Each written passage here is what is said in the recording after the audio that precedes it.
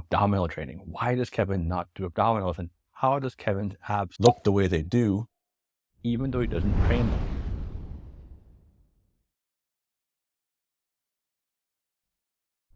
Hold on, there's more. This is what my abs look like now as I'm about to turn 50 years old with 30 years of no abdominal training.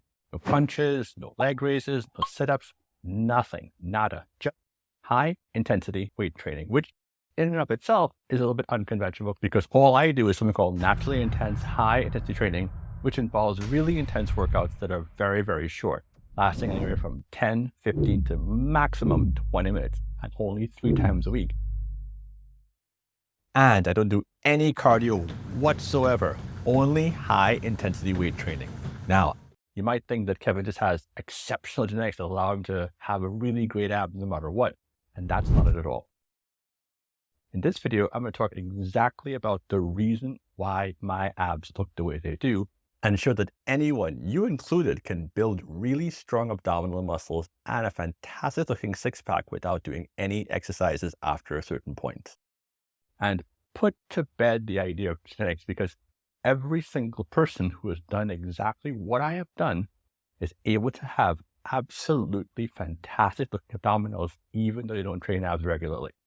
Stay tuned. I'll talk a little more about this.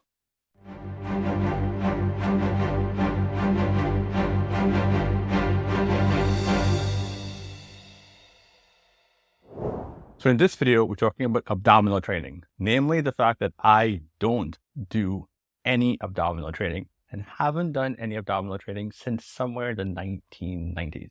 But before I go any further, take the time to thank everyone for all the tremendous support, especially those who say it should be a one-stop place for anyone who's training naturally without steroids or supplements. Thanks so much for tuning in, and do be sure to like, subscribe, and hit the bell as well so you're first line to get new content as it comes out. Let's go straight into it because I know you're a little bit curious about this one. It's my diet. It's nothing more than my diet. Now, my high intensity weight training does create a lot of fat loss, but at the same time, even though it does help you lose fat, in order to get your body fat down to those lower percentage points, the only way you're going to do that is if your diet is on point. When it comes to six-pack, here's the thing as well. Everyone already has a six-pack. You just can't always see it. And the analogy I always use is this. Imagine an underwater mountain range. You have a mountain range, all these mountains, but it's underwater. And then one day the water drains out, and you can see those mountains prominently. The same applies to a six-pack. That water in the analogy is body fat.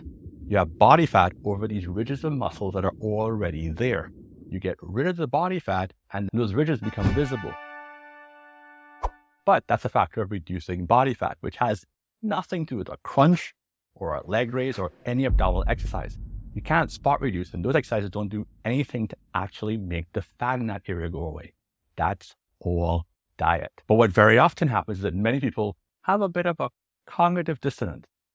They kind of know that they're not eating properly. They kind of know they're not doing everything they should in terms of getting their body fat down from their diet, but it makes them feel good to go out there and do tons of ab work because then they feel like it did something.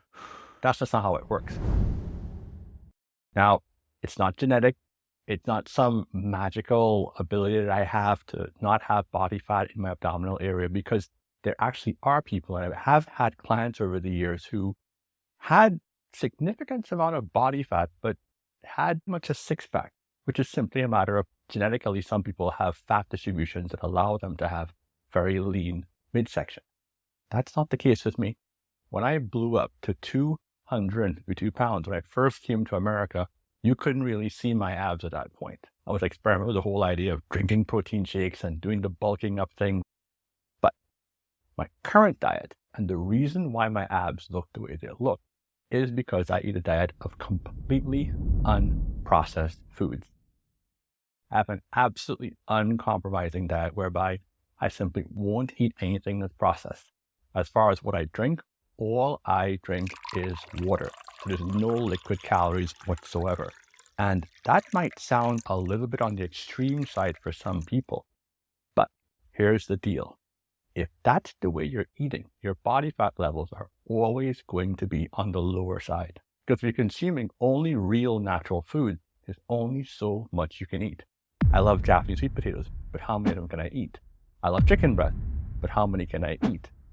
And anybody who knows me knows I love oat bran cereal, but again, how much can you eat? So you're always eating exactly what you need, and you're never going over in terms of caloric intake.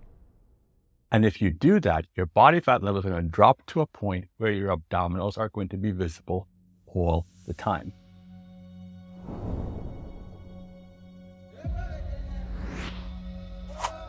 Which is why hunter-gatherer populations or any indigenous peoples who tend to live very close to the land tend to have exceptionally low body fat levels.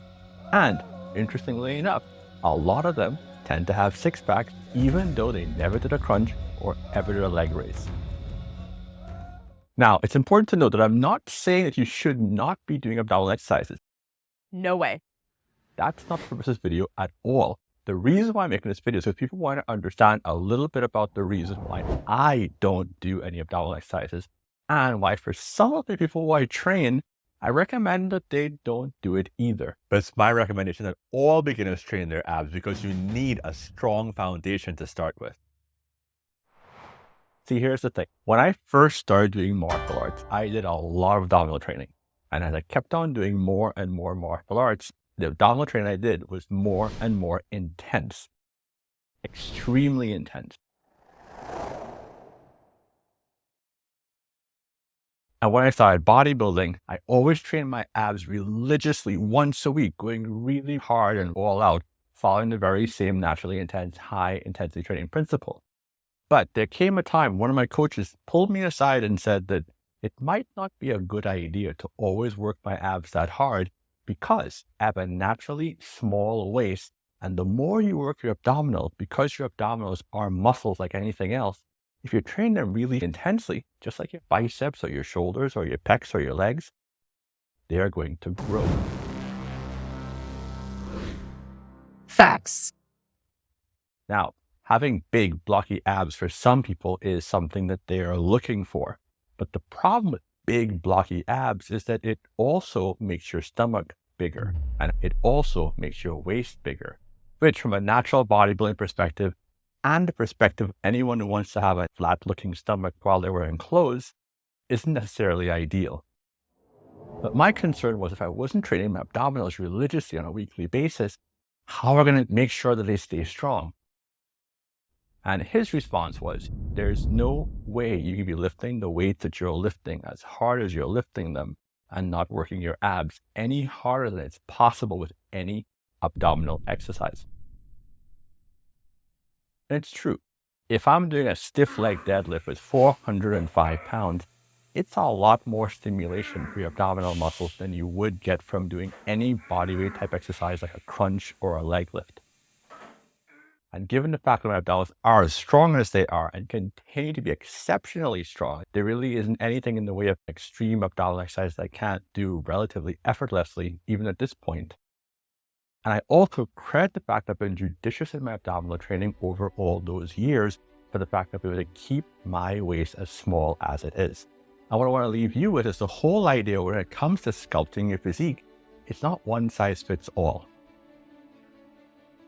First off, if you're just starting off, it's very important to build your abdominal strength. Abdominal muscles should be worked as all the other muscles, but there is a point in time where you start getting diminishing returns. And if you're training intensely with weights, you may actually be getting more abdominal stimulation from your weight training than your abdominal exercises.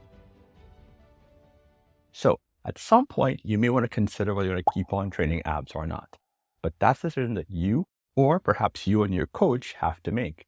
And if you do stop training your abdominals, you can rest assured that it's not going to affect your six-pack.